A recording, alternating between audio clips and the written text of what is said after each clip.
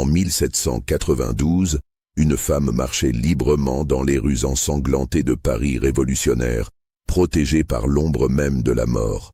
Isabelle Delacroix était l'épouse de l'homme le plus craint de France, Charles-Henri Sanson, le bourreau officiel de la République. Mais ce que personne ne soupçonnait, c'est qu'elle utilisait cette protection terrifiante pour sauver ceux que son propre mari était destiné à exécuter. Abonnez-vous à cette chaîne et dites-nous en commentaire de quelle ville vous nous écoutez en ce moment. Cette histoire va vous révéler comment l'amour peut survivre au cœur même de la machine de mort révolutionnaire. L'automne de 1792 marquait l'entrée de la Révolution française dans sa phase la plus sombre et la plus sanglante de son histoire tumultueuse. Les massacres de septembre avaient déjà ensanglanté Paris, transformant les prisons en véritables charniers et la capitale en un brasier de violence populaire incontrôlée qui dépassait tout ce que l'Europe avait pu connaître depuis les guerres de religion. La monarchie millénaire venait de s'effondrer définitivement avec l'emprisonnement humiliant de Louis XVI et de Marie-Antoinette dans la tour du Temple. Et la jeune République cherchait désespérément à affirmer son autorité face aux ennemis intérieurs et extérieurs qui la menaçaient de toutes parts. Les armées coalisées de l'Europe monarchique pressaient aux frontières, Verdun était tombé aux mains des Prussiens, et la patrie semblait en danger mortel. Dans cette atmosphère de panique et de paranoïa collective, la suspicion s'était installée comme un poison dans tous les rapports sociaux. Chaque citoyen surveillait son voisin, chaque domestique pouvait dénoncer son maître, chaque prêtre était suspect de trahison. Paris vivait dans la terreur permanente de l'invasion étrangère et de la contre-révolution intérieure. Dans ce chaos révolutionnaire où l'ancien monde s'effondrait dans le sang et les larmes, une institution macabre prenait une importance cruciale et symbolique. L'échafaud public, la guillotine, cette mécanique de l'égalité, inventée par le docteur Guillotin pour démocratiser la peine de mort et la rendre plus humaine, était devenue, en quelques mois, le symbole même de la justice révolutionnaire et l'instrument de la régénération nationale par l'élimination des ennemis du peuple. Cette machine révolutionnaire, installée d'abord place du Carrousel, puis transférée place de la Révolution, fonctionnait avec une régularité de métronome qui scandait la vie parisienne. Chaque jour, des charrettes chargées de condamnés traversaient la ville sous les cris et les injures de la foule, transportant vers la mort des aristocrates, des prêtres réfractaires, des bourgeois suspects et de plus en plus souvent de simples citoyens coupables d'avoir exprimé des doutes sur l'orthodoxie révolutionnaire. Et au centre de cette machine infernale se trouvait un homme dont le nom seul faisait trembler Paris et la France entière. Charles-Henri Sanson, quatrième du nom dans une dynastie séculaire de bourreaux qui avait traversé les siècles en servant fidèlement tous les régimes. La famille Sanson exerçait la charge d'exécuteur des hautes œuvres depuis plus d'un siècle, transmettant de père en fils les secrets terribles de leur art macabre et la malédiction sociale qui s'attachait à leurs fonctions. Charles-Henri, homme de 49 ans au visage austère et mélancolique marqué par le poids de sa fonction héréditaire, avait déjà exécuté des centaines de condamnés sous l'Ancien Régime, depuis les criminels de droit commun jusqu'aux conspirateurs politiques les plus célèbres. Mais la Révolution transformait sa charge traditionnelle en un véritable carnage quotidien qui dépassait tout ce que ses ancêtres avaient pu connaître dans leurs pires cauchemars. Formé dès l'enfance à cette profession maudite, Charles-Henri possédait une connaissance technique parfaite de son art et une résistance psychologique que 2 siècles de tradition familiale avaient forgée. Il connaissait tous les secrets de la mort rapide et sans souffrance, maîtrisait l'anatomie humaine avec la précision d'un chirurgien et surtout avait développé le détachement émotionnel nécessaire pour accomplir sa tâche sans sombrer dans la folie. Mais l'ampleur nouvelle de sa mission révolutionnaire commençait à ébranler même cette solidité héréditaire. Où il exécutait autrefois quelques condamnés par mois, il devait désormais en supplicier des dizaines chaque semaine, dans un rythme industriel qui transformait la mort en une routine administrative. Cette accélération vertigineuse du carnage révolutionnaire créait chez lui des tensions psychologiques inédites qui menaçaient l'équilibre mental qu'il avait mis des décennies à construire. C'est dans ce contexte épouvantable qu'évoluait Isabelle Delacroix, épouse du bourreau depuis 10 années qui lui avait semblé à la fois une éternité et un instant. Née en 1768 dans une famille de bourgeois parisiens respectables du quartier Saint-Germain, elle avait grandi dans l'univers protégé de la bourgeoisie éclairée d'Ancien Régime, recevant une éducation raffinée qui la destinait au mariage avec un notable de province ou un fonctionnaire royal.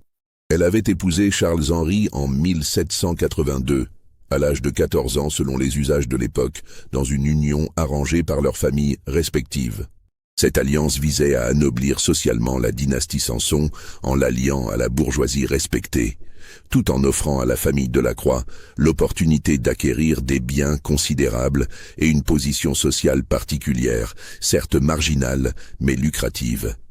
Belle femme de 24 ans aux cheveux châtains ondulés et aux yeux d'un vert profond qui reflétaient une intelligence vive et une sensibilité exacerbée, Isabelle possédait cette beauté mélancolique particulière aux femmes qui ont connu le malheur précoce. Son visage fin aux pommettes hautes portait déjà les traces de l'épreuve que représentait sa vie conjugale, mais conservait cette grâce naturelle qui attirait les regards même dans les circonstances les plus sombres. Ces 10 années de mariage avec Charles-Henri l'avaient transformée d'une jeune fille insouciante en une femme mûrie prématurément par la proximité quotidienne avec la mort et l'exclusion sociale. Elle avait appris à porter le poids de sa condition avec une dignité qui forçait le respect, développant une force intérieure qui contrastait avec sa fragilité apparente et la préparait inconsciemment aux épreuves qui l'attendaient. Le domicile des Sanson se trouvait rue des Marais, dans le quartier du Marais, dans une maison discrète mais confortable que la République leur avait assignée en reconnaissance des services rendus par la famille à l'État. Cette demeure bourgeoise de 3 étages, aux volets toujours clos et aux fenêtres donnant sur une cour intérieure pavée, était devenue un lieu de silence et de secret où la vie s'écoulait dans l'ombre de la fonction terrible du maître de maison. Les murs épais de pierre de taille protégeaient les habitants des regards indiscrets et des rumeurs de la rue. Mais ils ne pouvaient rien contre l'atmosphère oppressante qui régnait en permanence dans cette maison marquée par la mort. Chaque pièce semblait imprégnée de la tristesse particulière qui s'attache au lieu où la souffrance humaine a établi sa demeure, et même les domestiques les plus fidèles ne parvenaient pas à créer l'illusion d'une vie normale entre ces murs chargés de malédictions. Isabelle vivait dans un isolement social presque complet qui ajoutait à son calvaire quotidien. Les épouses des bourgeois révolutionnaires l'évitaient par superstition, craignant qu'un contact trop étroit avec la femme du bourreau ne leur porte malheur ou ne compromette la réputation de leur propre famille. Les aristocrates survivants, quand ils la croisaient dans la rue, la regardaient avec une haine mêlée de terreur, voyant en elle l'incarnation du régime qui décimait leur classe. Même les commerçants du quartier la servaient avec une déférence glaciale qui témoignait de leur malaise. Et les enfants des rues s'écartaient sur son passage en murmurant des prières pour éloigner le mauvais sort. Cette mise en quarantaine sociale, qui l'avait d'abord révoltée puis attristée, finissait par créer chez elle un sentiment de révolte sourde contre un système qui la punissait pour les actes de son mari. Seule avec ses pensées et ses remords dans cette prison dorée, elle assistait chaque soir au retour de Charles-Henri, dont les vêtements portaient parfois encore les traces de son travail macabre et dont le visage se fermait davantage chaque jour. Les rares conversations du couple tournaient autour des nécessités pratiques de leur existence, évitant soigneusement le sujet de la profession qui empoisonnait leur vie commune. Car Charles-Henri était un homme profondément et irréversiblement changé par les événements révolutionnaires qui avaient transformé sa fonction héréditaire en un cauchemar quotidien. L'homme cultivé et mélancolique qu'Isabelle avait épousé, capable de longues discussions sur la littérature et la philosophie, se transformait progressivement en une machine froide et efficace, capable d'exécuter 20 personnes en une matinée sans montrer la moindre émotion apparente. Cette transformation psychologique qu'Isabelle observait avec une angoisse grandissante se manifestait par des signes de plus en plus inquiétants. Charles-Henri parlait de moins en moins, ses silences se prolongeaient pendant des heures, et ses rares paroles concernaient exclusivement les aspects techniques de son travail. Il dormait mal, se réveillant souvent en sursaut avec des cris étouffés qui révélaient les cauchemars qui hantaient ses nuits. Plus troublant encore, il commençait à développer une obsession morbide pour la perfection technique de ses exécutions, passant des heures à affûter la lame de la guillotine avec une minutie maniaque et à régler les mécanismes de l'appareil avec la précision d'un horloger. Cette recherche obsessionnelle de l'efficacité maximale révélait une fuite dans la technique qui lui permettait d'éviter de penser à la dimension humaine de ses actes. La première manifestation de ce qui allait devenir la double vie secrète d'Isabelle eut lieu le 15 octobre 1792, jour maudit où elle découvrit par un hasard terrible l'identité de la prochaine victime de son mari. En rangeant les affaires de Charles-Henri dans son cabinet de travail, une pièce sombre aux murs couverts d'ouvrages d'anatomie et de manuels techniques, elle tomba sur une liste manuscrite de condamnés à mort que la République lui avait transmise pour la semaine suivante. Cette liste, rédigée de l'écriture administrative impersonnelle de Fouquier-Tinville, l'accusateur public du tribunal révolutionnaire, contenait les noms de 12 personnes destinées à l'échafaud. Parmi ces noms qui résonnaient comme un glas funèbre, figurait celui d'Amélie de Montclerc, 62 ans, ancienne dame de compagnie de Marie-Antoinette, accusée de correspondance avec l'ennemi et de tentative d'évasion de la famille royale. Ce nom frappa Isabelle comme un coup de foudre qui illumina brutalement l'abîme de sa situation. Amélie de Montclerc était la gouvernante qui l'avait élevée pendant toute son enfance, après la mort prématurée de sa mère emportée par la fièvre puerpérale quand Isabelle n'avait que 6 ans. Cette femme d'une bonté et d'une intelligence remarquables, issue d'une famille de petite noblesse provinciale ruinée par les guerres, avait consacré sa vie au service des autres et formé l'esprit et le cœur de la jeune Isabelle. Amélie lui avait transmis son amour des lettres et sa compassion naturelle pour les malheureux, lui enseignant le français et le latin, l'initiant à la poésie et à la musique, mais surtout lui inculquant ses valeurs morales qui contrastaient si cruellement avec la réalité de son existence actuelle. Cette femme exemplaire, qui avait sacrifié ses propres chances de bonheur pour élever une enfant qui n'était pas la sienne, représentait tout ce qu'Isabelle avait de plus cher au monde après son époux. L'idée que cette sainte femme puisse mourir sous la lame de la guillotine maniée par son propre mari créa chez Isabelle un traumatisme psychologique d'une intensité terrifiante qui faillit lui faire perdre la raison. Cette contradiction insoutenable entre l'amour conjugal et l'horreur morale, entre la loyauté familiale et la justice humaine, ouvrait dans son âme un abîme de souffrance qui menaçait de l'engloutir totalement. Cette nuit-là, la plus longue de sa vie, Isabelle ne put fermer l'œil un seul instant. Elle resta allongée rigide à côté de Charles-Henri qui dormait paisiblement, inconscient du drame qui se jouait dans l'esprit torturé de sa femme.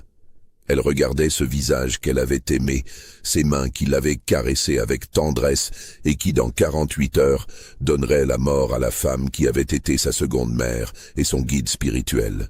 Cette contradiction insoutenable entre l'amour conjugal et l'horreur morale la plongea dans un état de désespoir qui frôlait la folie pure. Elle envisagea un moment de révéler à Charles-Henri l'identité de la prisonnière, espérant qu'il pourrait trouver un moyen de reporter l'exécution ou de l'éviter complètement.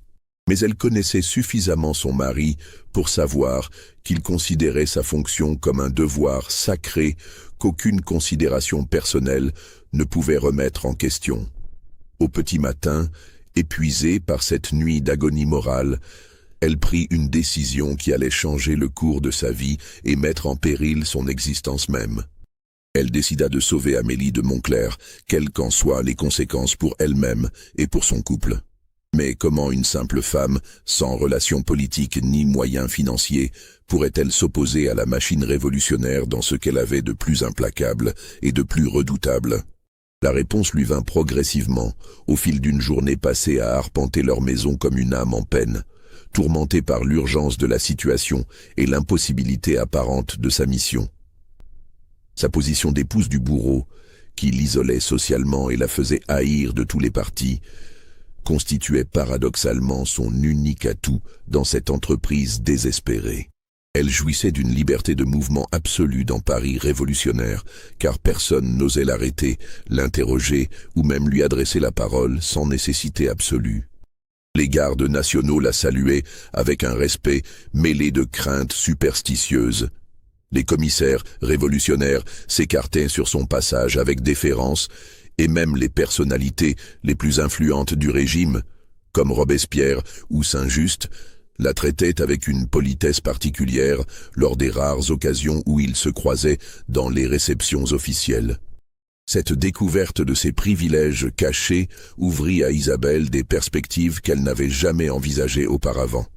Elle comprit qu'elle possédait une arme redoutable, l'immunité sociale que lui conférait sa position d'épouse du bourreau dans un régime qui vénérait la fonction de son mari tout en redoutant sa personne.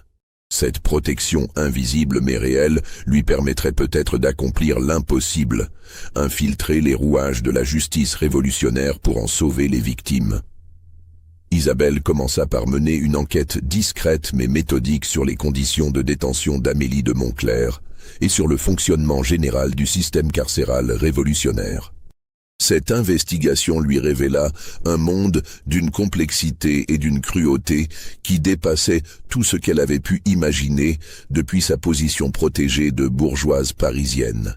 La prisonnière était enfermée à la Conciergerie, l'ancienne prison royale, située dans les fondations du palais de justice, transformée en antichambre de la mort révolutionnaire. Cette forteresse médiévale, située sur l'île de la Cité au cœur historique de Paris, était devenue le symbole sinistre de la justice expéditive de la République et l'avant-dernière étape du parcours qui menait les condamnés de leur arrestation à l'échafaud. Ces cellules humides et glaciales, creusées dans les fondations du palais royal, hébergeaient des centaines de condamnés à mort qui attendaient leur tour dans des conditions épouvantables qui ajoutaient à leur supplice moral la torture physique de l'enfermement dans des cachots insalubres. L'odeur de mort et de désespoir qui imprégnait les couloirs, mélange pestilentiel de sueur, d'excréments et de peur, constituait en elle-même une forme de torture psychologique qui brisait les plus résistants avant même qu'ils ne montent sur l'échafaud. En utilisant son statut particulier et en prétextant un désir de charité chrétienne, Isabelle obtint facilement l'autorisation de visiter la prison sous le prétexte charitable de porter assistance spirituelle aux condamnés dans leurs derniers moments. Cette pratique pieuse était non seulement tolérée, mais encouragée par les autorités révolutionnaires, qui y voyaient un moyen efficace d'apaiser les derniers moments des futurs suppliciés et de prévenir d'éventuelles révoltes ou tentatives d'évasion dans les cachots surpeuplés. Sa première visite à la Conciergerie, effectuée par un après-midi pluvieux d'octobre qui ajoutait encore à la sinistre atmosphère du lieu, la marqua à vie par son horreur indicible. L'odeur de mort et de désespoir qui imprégnait les couloirs souterrains, les gémissements qui s'échappaient des cellules surpeuplées, les cris de folie qui résonnaient dans les profondeurs du bâtiment, les visages défaits des gardiens eux-mêmes, traumatisés par le spectacle quotidien de la souffrance humaine, tout concourait à créer une atmosphère d'enfer terrestre qui dépassait les pires cauchemars, reste que l'imagination humaine puisse concevoir. Les couloirs voûtés, éclairés par de rares torches qui créaient plus d'ombres inquiétantes qu'elles ne dissipaient l'obscurité générale, résonnaient du bruit des chaînes, des pleurs étouffés et des prières murmurées dans toutes les langues de l'Europe. Car la Conciergerie hébergeait non seulement des Français de toutes conditions, mais aussi des étrangers de passage arrêtés comme espions, des émigrés rentrés clandestinement, des prêtres réfractaires venus de toutes les provinces, créant une tour de Babel de la souffrance qui témoignait de l'ampleur européenne de la crise révolutionnaire. Elle trouva Amélie de Montclair dans une cellule minuscule et humide qu'elle partageait avec 3 autres femmes, dans des conditions d'entassement qui ajoutaient à leur détresse morale l'humiliation physique de la promiscuité forcée. L'ancienne gouvernante, terriblement amaigrie et vieillie par les épreuves de l'emprisonnement, reconnut immédiatement sa protégée, malgré les années écoulées et les circonstances tragiques de leur retrouvailles. Amélie avait conservé cette dignité naturelle qui l'avait toujours caractérisée, mais son visage portait les traces d'une souffrance qui dépassait la simple peur de la mort. Ses yeux, autrefois pétillants d'intelligence et de bonté, reflétaient désormais cette résignation particulière aux condamnés qui ont accepté leur sort, tout en conservant une parcelle d'espoir secret dans un miracle impossible. Les retrouvailles, dans ce cadre sinistre qui transformait les émotions les plus pures en spectacle de désolation, furent d'une intensité poignante que les 2 femmes eurent du mal à dissimuler aux autres prisonnières et aux gardiens qui surveillaient leurs moindres gestes. Elles ne purent échanger que quelques mots chargés d'une affection mutuelle que les circonstances rendaient plus déchirantes encore. Amélie révéla à Isabelle, dans un murmure à peine audible, les circonstances précises de son arrestation qui illustraient parfaitement l'arbitraire terrifiant de la justice révolutionnaire. Accusée d'avoir fait passer des lettres de Marie-Antoinette à sa famille autrichienne pendant l'emprisonnement de la famille royale au Temple, elle était effectivement coupable de ce crime selon les critères impitoyables de la République en guerre. Mais sa motivation n'était ni politique ni vénale, ni même véritablement contre-révolutionnaire. Elle avait simplement voulu permettre à une mère désespérée de donner des nouvelles de ses enfants à sa propre mère, restée en Autriche. Cette humanité élémentaire, criminalisée par la logique révolutionnaire qui ne tolérait aucune exception aux impératifs de la guerre totale, illustrait parfaitement l'absurdité meurtrière d'une époque où la compassion était devenue un crime d'État. Plus troublant encore pour Isabelle, Amélie lui révéla qu'elle n'était pas la seule prisonnière dans ce cas dramatique. Beaucoup de détenus de la conciergerie étaient coupables de crimes qui relevait davantage de la charité chrétienne traditionnelle ou de la fidélité personnelle que de la trahison politique véritable. Des domestiques fidèles à leurs maîtres émigrés, des prêtres qui avaient refusé de prêter serment à la constitution civile du clergé, des femmes qui avaient caché des fugitifs, des hommes qui avaient aidé des familles à émigrer. Autant de criminels dont le seul tort véritable était d'avoir écouté leur conscience et leurs sentiments naturels plutôt que les injonctions idéologiques révolutionnaires. Cette découverte eut un effet dévastateur sur l'équilibre psychologique d'Isabelle, qui comprit brutalement l'ampleur de la tragédie qui se jouait quotidiennement sous ses yeux.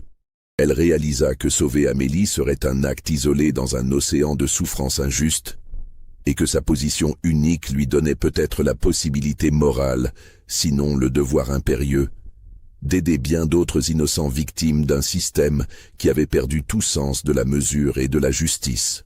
Mais elle mesurait aussi les risques terrifiants d'une telle entreprise qui dépassait largement sa personne et son couple.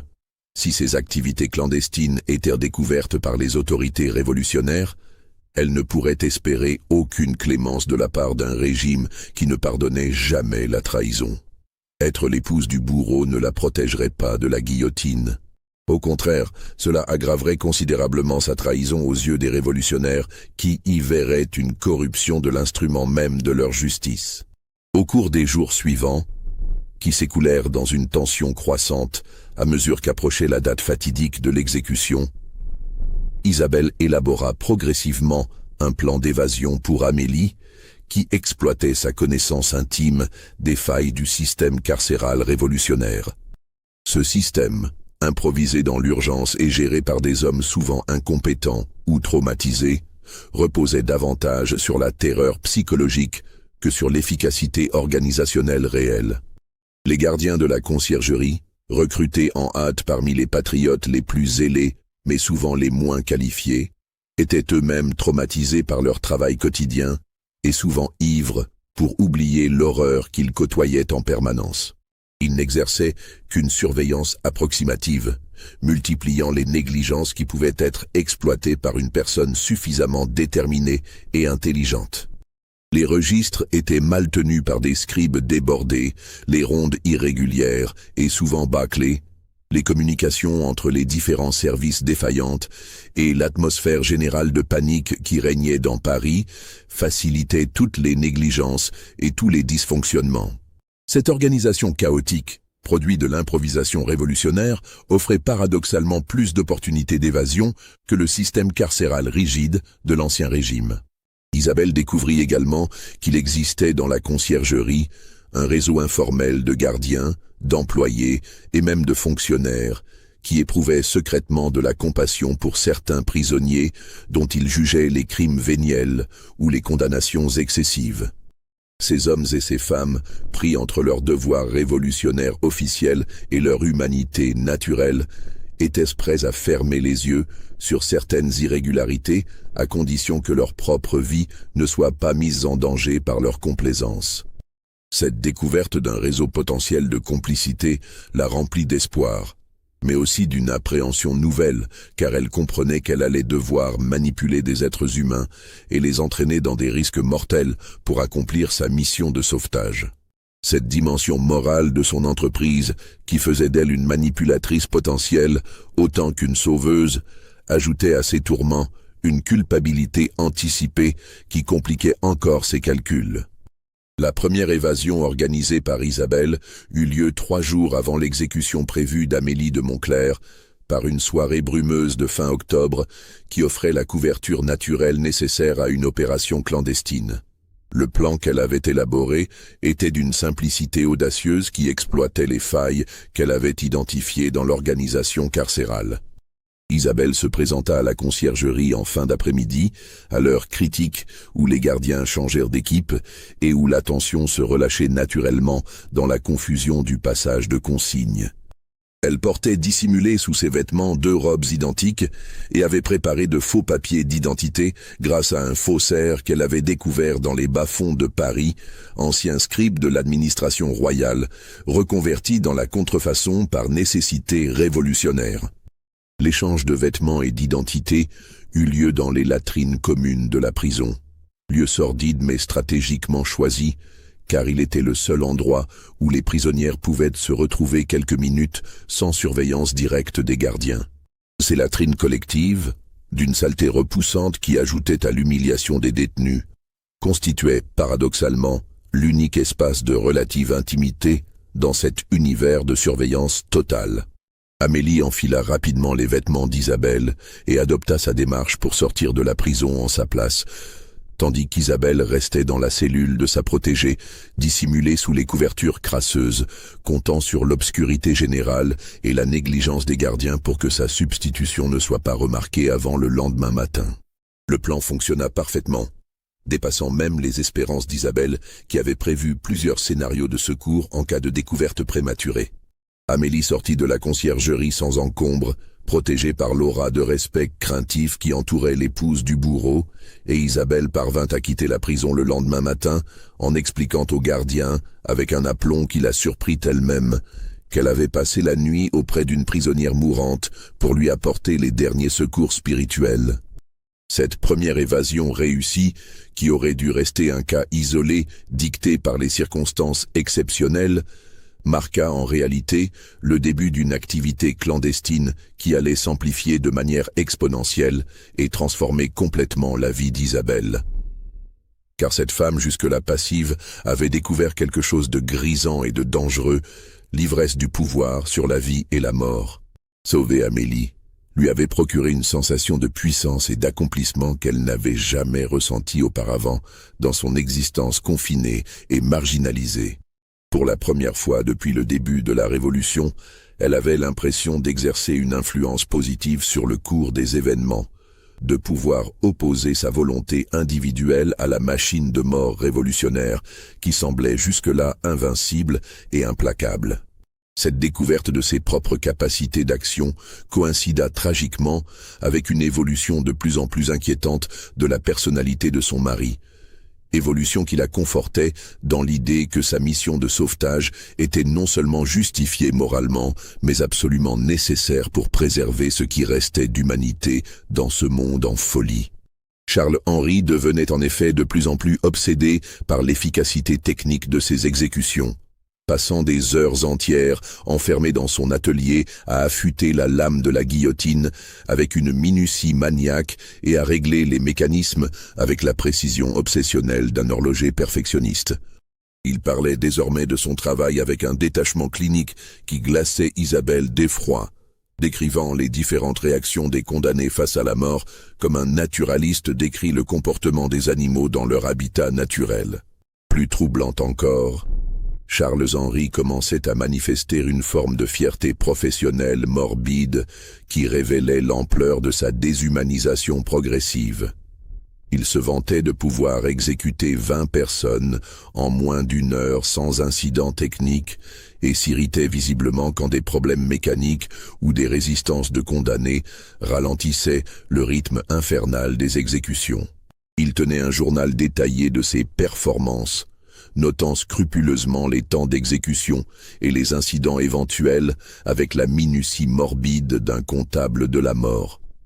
Cette transformation psychologique terrifiante de l'homme qu'elle avait aimé renforçait chez Isabelle la conviction douloureuse qu'elle devait absolument continuer ses activités de sauvetage clandestin. Elle avait l'impression que chaque vie sauvée était une victoire symbolique contre la déshumanisation qui gagnait même l'homme le plus proche de son cœur. Une façon de racheter par ses actes secrets l'horreur des actes publics de son époux.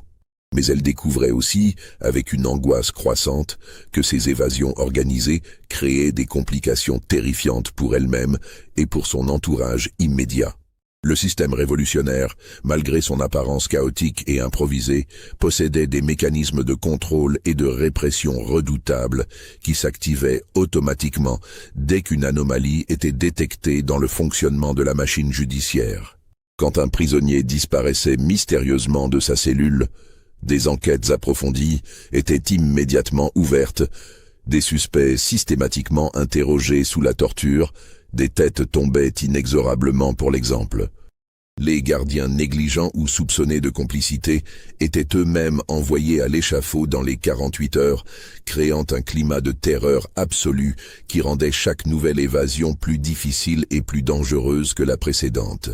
Isabelle dut donc développer rapidement des méthodes de plus en plus sophistiquées et complexes pour échapper aux soupçons croissants des autorités révolutionnaires. Elle créa progressivement tout un réseau de complicité et de fausses pistes, utilisant son statut privilégié pour manipuler subtilement les enquêtes et orienter habilement les soupçons vers des coupables fictifs ou des pistes sans issue. Elle apprit, par nécessité absolue et avec une rapidité qui la surprenait elle-même, à falsifier des documents officiels en imitant parfaitement les écritures administratives, à corrompre des fonctionnaires en exploitant leurs faiblesses personnelles, à organiser des alibis complexes qui la mettaient à l'abri des investigations les plus poussées. Cette maîtrise progressive de l'art de la dissimulation et de la manipulation révélait en elle des talents cachés qui l'inquiétaient autant qu'ils la servaient. Au début de l'année 1793, alors que la Révolution entrait dans sa phase la plus sanglante avec l'instauration officielle de la terreur, les activités clandestines d'Isabelle atteignirent une ampleur qui dépassait largement ses intentions initiales et la transformait objectivement en l'une des figures les plus dangereuses de la contre-révolution parisienne. Elle avait organisé l'évasion de plus de 40 prisonniers en l'espace de 3 mois, transformant sa mission de sauvetage ponctuel en une véritable entreprise de résistance organisée à la politique révolutionnaire.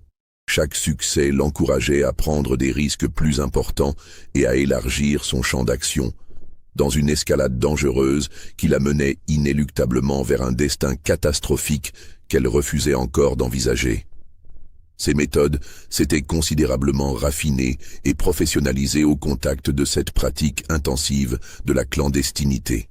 Elle avait constitué un réseau de complices qui s'étendait désormais de la conciergerie aux faubourgs les plus reculés de Paris, impliquant des gardiens corrompus par l'argent ou la compassion, des faussaires professionnels héritiers de l'Ancien Régime, des passeurs spécialisés dans l'exfiltration vers l'Angleterre ou l'Autriche, et même quelques fonctionnaires révolutionnaires secrètement opposés aux excès sanguinaires de la terreur.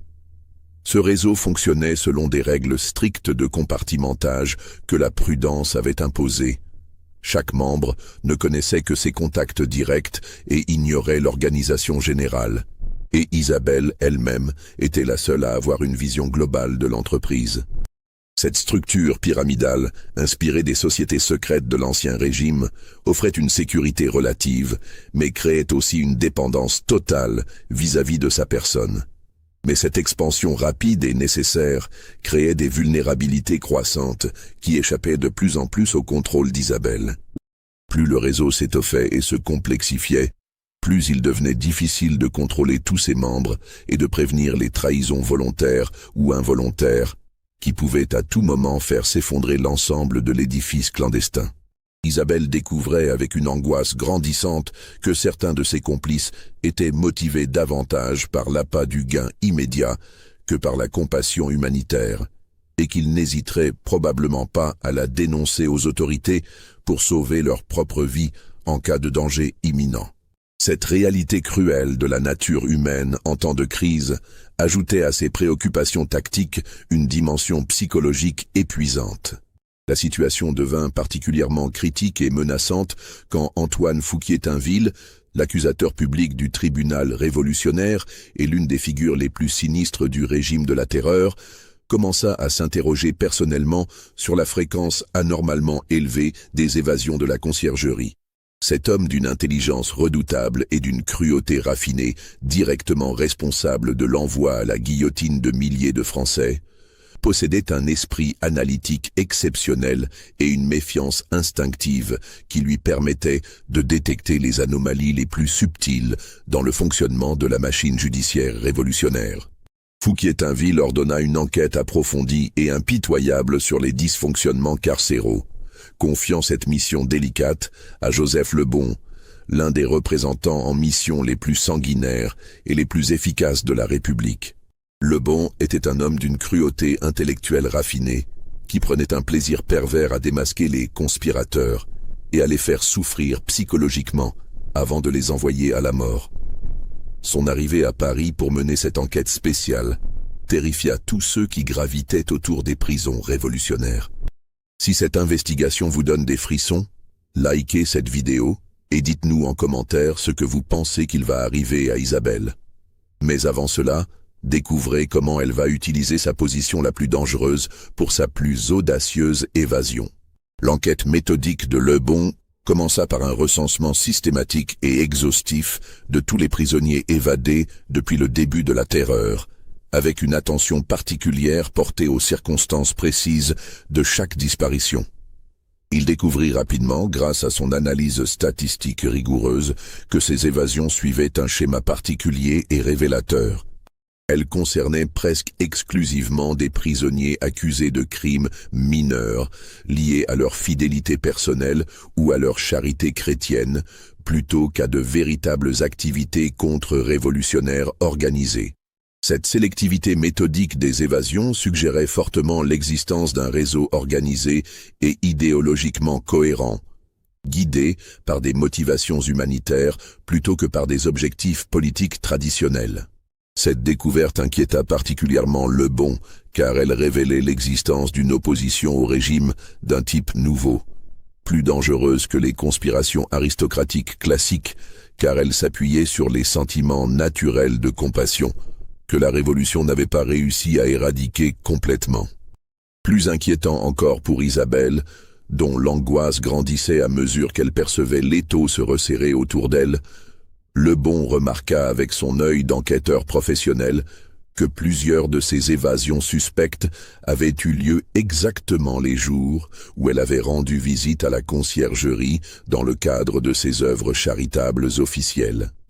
Cette coïncidence troublante, qui aurait pu passer inaperçue dans le chaos général de l'époque, attira immédiatement l'attention de cet enquêteur obsessionnel qui notait tout et analysait chaque détail avec une précision maniaque.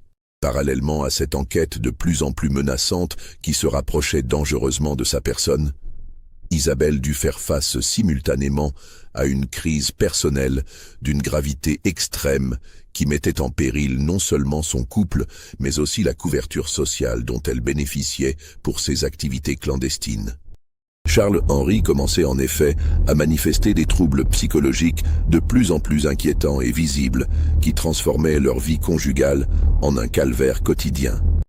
Le bourreau développait des insomnies chroniques accompagnés de cauchemars récurrents d'une violence inouïe et surtout une obsession paranoïaque grandissante qui le poussait à soupçonner tout le monde de conspirer contre lui, y compris sa propre épouse.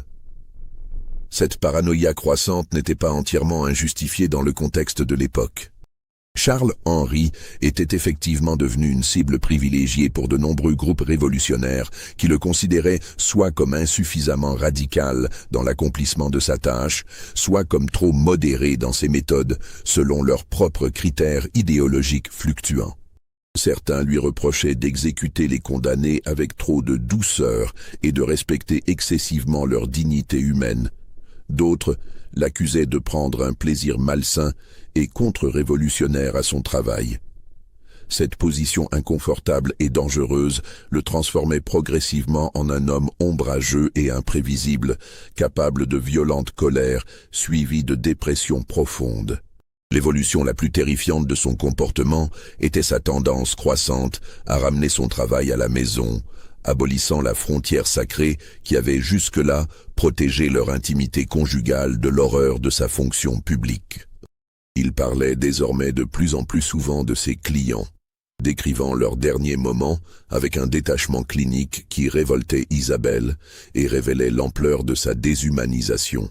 Il commençait même à critiquer ouvertement certaines décisions du tribunal révolutionnaire, non par compassion retrouvée pour les victimes, mais parce qu'il estimait froidement que certains condamnés ne méritaient donc pas une mort aussi noble et rapide que la décapitation. Cette dégradation psychologique accélérée de son mari créait chez Isabelle un dilemme moral insoutenable qui ajoutait à ses autres préoccupations une dimension personnelle déchirante. Elle découvrait jour après jour que l'homme qu'elle avait épousé et aimé disparaissait progressivement et irréversiblement, remplacé par une créature déshumanisée par son contact quotidien avec la mort industrielle révolutionnaire. Continuer à vivre avec lui devenait un calvaire quotidien qui épuisait ses forces morales. Mais le quitter, ou même prendre ses distances, signifierait perdre immédiatement la protection sociale de son statut et mettre fin définitivement à ses activités de sauvetage, qui représentaient désormais le sens même de son existence. La crise culmina de la manière la plus cruelle possible en mars 1793, quand Isabelle découvrit dans des circonstances atroces que son propre nom figurait sur la liste officielle des prochaines exécutions.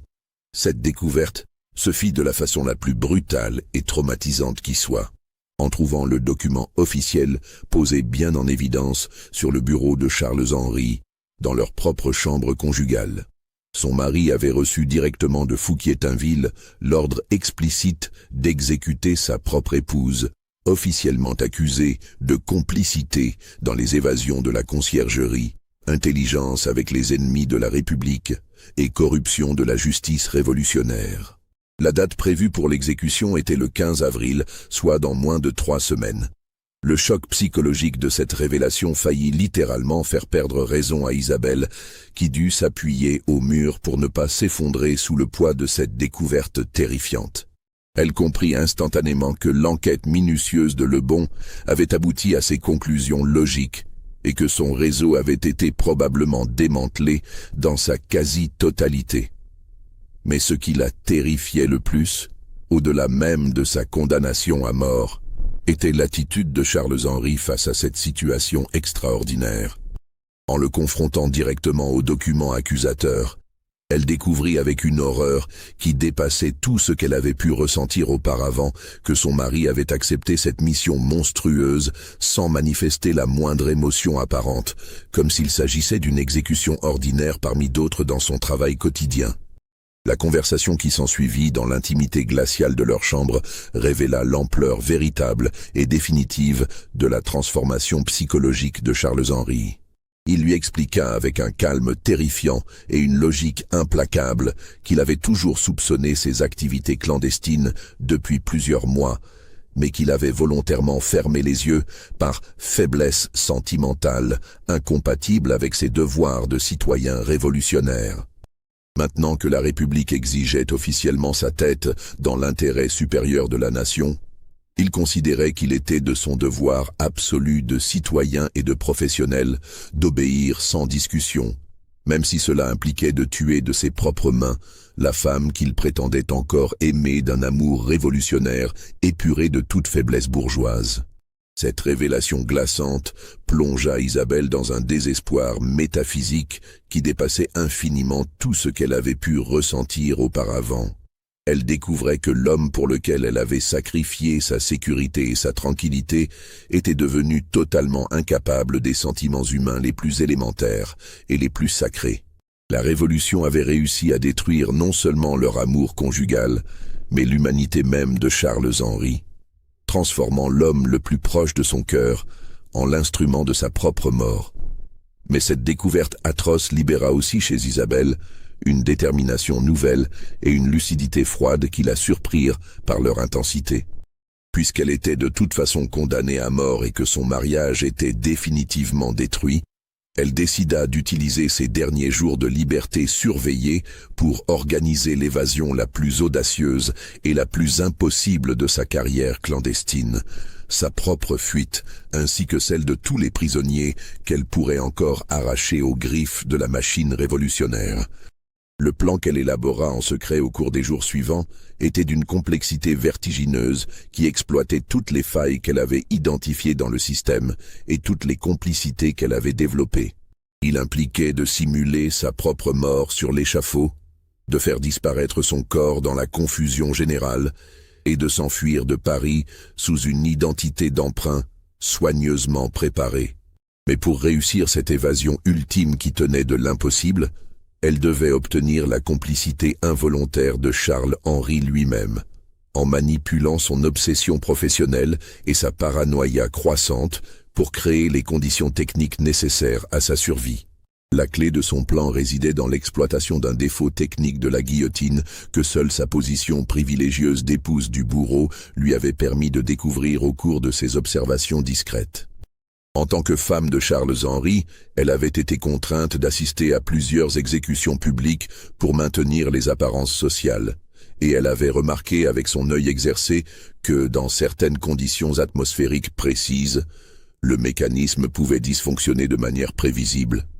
Elle calcula avec une précision mathématique qu'en choisissant le bon moment météorologique et en sabotant discrètement l'appareil selon une méthode qu'elle avait perfectionnée, elle pourrait simuler sa propre décapitation tout en survivant à l'épreuve grâce à un arrêt de la lame à mi-course.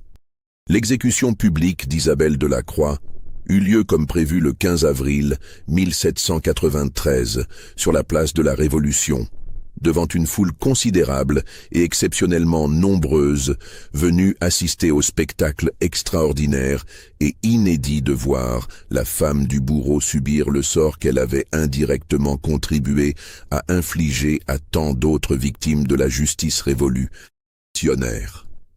L'ironie tragique de la situation n'échappait à personne dans la foule, et l'événement prit immédiatement une dimension symbolique qui dépassait largement le cas individuel d'Isabelle pour toucher aux contradictions les plus profondes du régime révolutionnaire. Les spectateurs se pressaient pour voir comment Charles-Henri Sanson allait réagir à cette épreuve ultime qui testait les limites de son dévouement à la République. Charles-Henri procéda aux préparatifs de l'exécution avec sa précision habituelle et sa froideur professionnelle. Mais ceux qui le connaissaient bien et l'observaient attentivement remarquèrent une tension inhabituelle dans ses gestes méticuleux. Pour la première fois de sa longue carrière, ses mains tremblaient légèrement en préparant l'appareil, et sa voix était moins assurée que d'habitude quand il annonça solennellement le nom de la condamnée selon le rituel établi.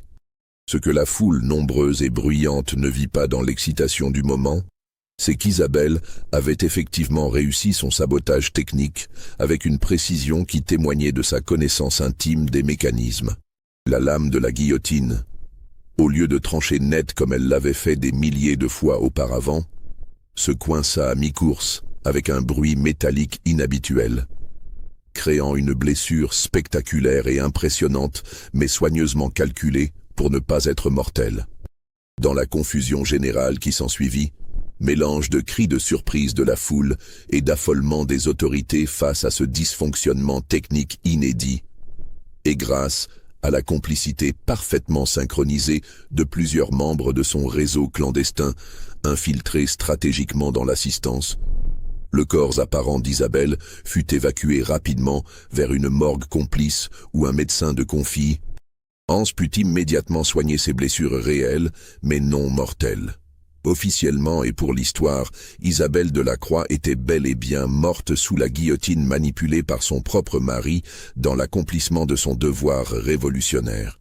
Officieusement et dans la réalité secrète, elle survécut sous l'identité soigneusement préparée de Catherine Rousseau, veuve de guerre réfugiée dans un petit village perdu de Normandie où elle pouvait disparaître anonymement dans la masse des déplacés de l'époque. Sa résurrection clandestine reste un secret absolu, connu seulement de quelques complices triés sur le volet qui l'aidèrent à reconstruire patiemment sa vie loin de Paris et des turpitudes révolutionnaires. Ces complices, liés par un serment de silence qui engageait leur propre vie, formèrent autour d'elle un cercle de protection qui lui permit de survivre aux années les plus dangereuses de la terreur. Charles-Henri, traumatisé au-delà de toute expression par cette exécution qui marqua définitivement la fin de son humanité résiduelle, sombra progressivement dans une folie douce qui le rendit inapte à continuer sa fonction. Il continua mécaniquement à exercer sa charge avec une efficacité machinale décroissante, mais développa des troubles mentaux de plus en plus graves et visibles qui le menèrent finalement au suicide en 1795. L'histoire officielle de l'époque retint complaisamment que le bourreau de la République était mort de chagrin et de remords après avoir été contraint par son devoir civique d'exécuter sa propre épouse bien-aimée.